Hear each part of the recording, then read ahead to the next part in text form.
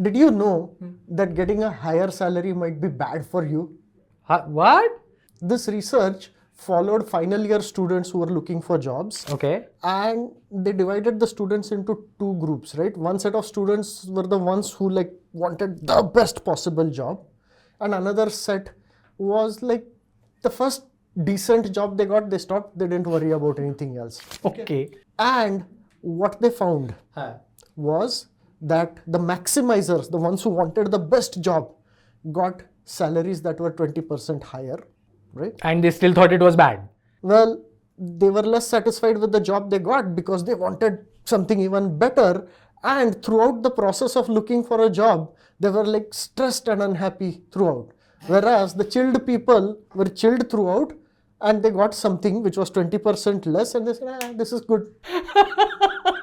The chill people seem like my kind of people, so cool. But how can wanting more be bad? Right. So the problem really is with the makeup of the people who want more. Okay. So there is research where what they did was they asked a lot of questions to a lot of people about their attitude towards life, right? Are they the kind of people who try to maximize things, or are they chilled and just satisfied with something? Okay. And another set of questions were related to how happy you are and so on. Okay? And what these researchers found that maximizers usually are less happy with life. They are less optimistic about anything. They have lower self-esteem. They have lower life satisfaction. And usually they have more depression, more regret. Okay.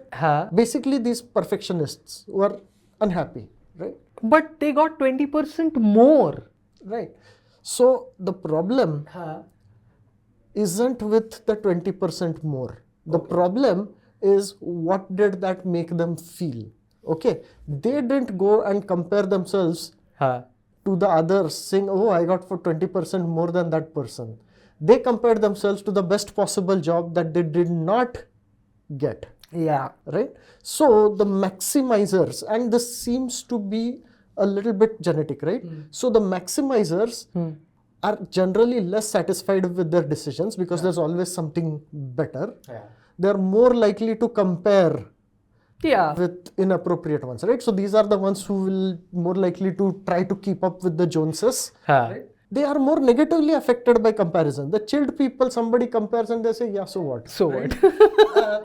And of course, that once they have done something and once they have gotten something, they are more sensitive to regret. Oh, if I had done that, maybe I would have gotten better. If I had done that, maybe I would have been in a better situation. Right? Makes sense. But you know, there is an argument to be made that satisfying yourself or being satisfied, which is called satisficing, is kind of like settling for something less. Sometimes. Okay. But first, let's look at the advantages of satisficing. Okay. One is that you have faster decision making, right? When you're not trying to get the best in every situation, you can make decisions much faster. This is good enough, move on. Absolutely. Right? Yeah. Second is that how do you do, I want the best in this situation, when the situation is unclear, ambiguous, there's a fast changing situation, like what is happening with, say, AI right now. Nobody knows what's going to happen. So trying to maximize things doesn't make sense because you don't know what the maximum is. So the maximizers are under the impression that if I just collect enough information, then I will be able to get the best possible option. Reality might not be like that. Often it is not like that, right? The other thing that they don't consider is that there is a cost to all of this analysis also, right? Just because you got 20% higher, but what did you give up in return, right? That is not happening. True. Usually it means you gave up a lot of mental peace. Right. And it's not necessarily about just settling for the first thing, right? You can be a little bit of a maximizer without being an actual maximizer, right? You can. This is what is called epsilon optimal. For example, if I get an option which is within epsilon of the best, that is good enough for me, right? So I'm not settling for like something low quality, but I'm not trying to achieve absolutely the best. I'm saying this much lower than the best is good enough, right? थोड़ा ज़्यादा चलेगा. Right. Yeah. So, be aware of high standards, but don't stress about it. Yeah, that's actually a good life lesson in general. So I think your original complaint was that satisficers have low standards. So I just want to say no. I mean, they have high standards, but not highest, just higher. Yeah, higher and highest. Good difference there. Oh, you did mention that people are either maximizers or satisficers. There seems to be some research indicating that a lot of people are born with this, right? That you want either there are people who are maximizers or people who are satisficers. In fact, there is a link we have put called the maximization scale. So you can go through it and it will tell you whether you are a maximizer or a satisficer. Right? Okay. Makes sense because what happens with me is I am a maximizer when it comes to electronic goods like laptops, like phones, like gadgets and gizmos.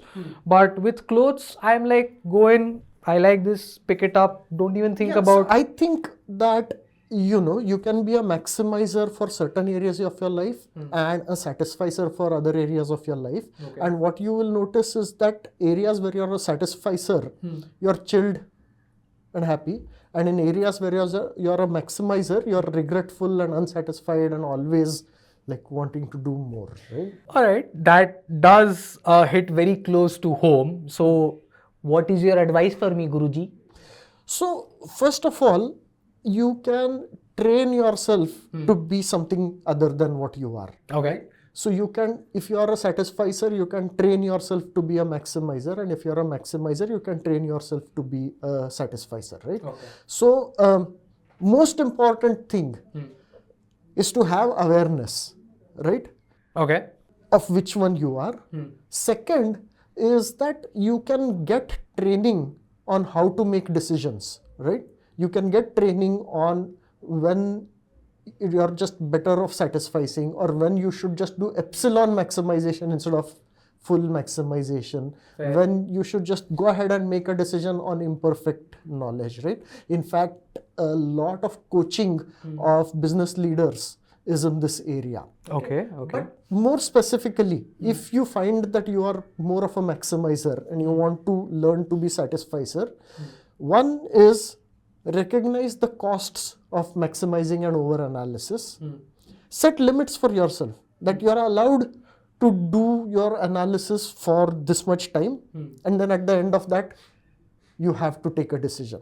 We have spoken about this in another episode on opportunity cost. Correct, exactly. Understand that there are opportunity costs and embrace something that is good enough even if it is not the best. Right. Focus on gratitude, being happy for what you got as opposed to being sad for what you didn't get, right? Yeah.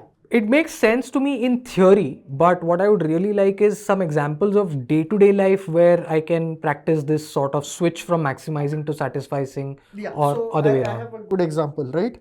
A lot of people, and I used to be in that, are like when you're trying to go somewhere, maybe a restaurant, you try to find the closest spot for parking near the restaurant.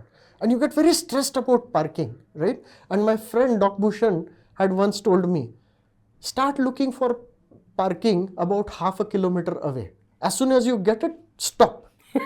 Walk half a kilometer. You will have less stress and you will get some exercise done, right? So in fact, Doc Bhushan, who's a child psychiatrist, he says this about schools. We try to put our child in the best possible school and we just go nuts trying to make that happen. And you are probably better off going to the nearest school, which reduces the commute time. In fact, this is true of all of parenting, right? One of the most important books in parenting, which again Doc Bhushan does suggest, is called Good Enough Parenting.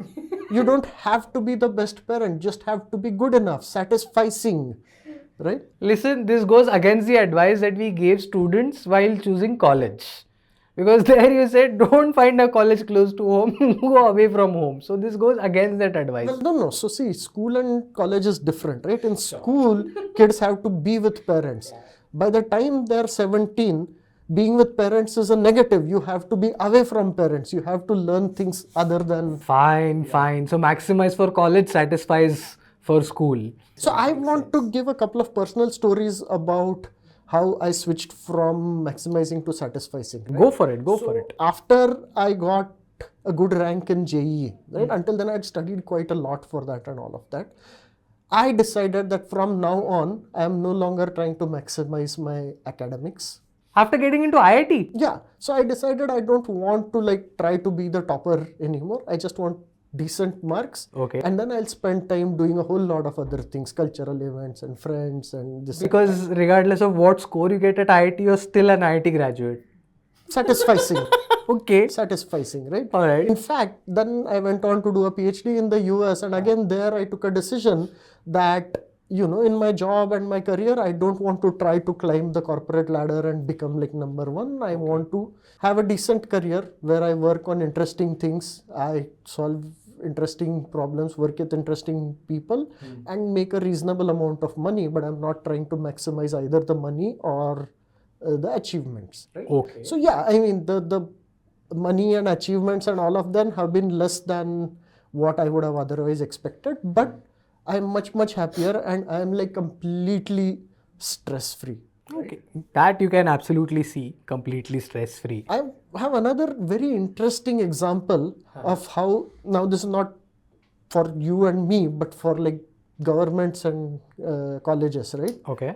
There are a lot of proposals that, for example, JEE should be replaced with a lottery. As in, have a test which makes sure that you are some minimum qualification, but after that, there is no advanced JEE, no rank, right? If you are above the minimum qualification, there is a random lottery for the top 5,000 who get into IITs. Same thing in the US. Universities, there are people who are saying that have some basic cutoff of say SAT scores or GRE scores, and anybody who applies with that score have a lottery, because there is no real data saying that trying to have the highest rank actually makes a big difference. You know, you look at the results of the last 40 years, and do you think people with JEE rank 1 have performed far better than the people with JEE rank 3000? No, not at all. Okay. Right? Yeah, no, what you're saying makes sense logically in a way, but also it makes me and I'm sure a lot of other people uncomfortable out there, because you have put in that effort to be better than the rest. You have maximized yourself. So and every maximizer will obviously expect a reward for their maximization, which is why this proposal will make some people uncomfortable. I agree. Except I just remembered there is a episode of Revisionist History, a podcast by Malcolm Gladwell, who wrote Blink and Tipping Point. And he came up with something similar. And I think it was implemented in some historically black college. I don't remember the episode, but I'll definitely link to it and the series in the description, where this concept of random selection was applied and it yielded some interesting results. So I know that what you're proposing does have significant utility and impact. No, in fact, two links are there about, one is replace JEE with a lottery, and second is same thing for US universities. Those are well argued posts by people who actually know what they're talking about. Take a look at that. Nice. But also, I don't want to say that this is how you should run your entire life, right? Sometimes for some things you should be maximizing, right? So I think for big important life decisions, you should maximize, and it is required, right?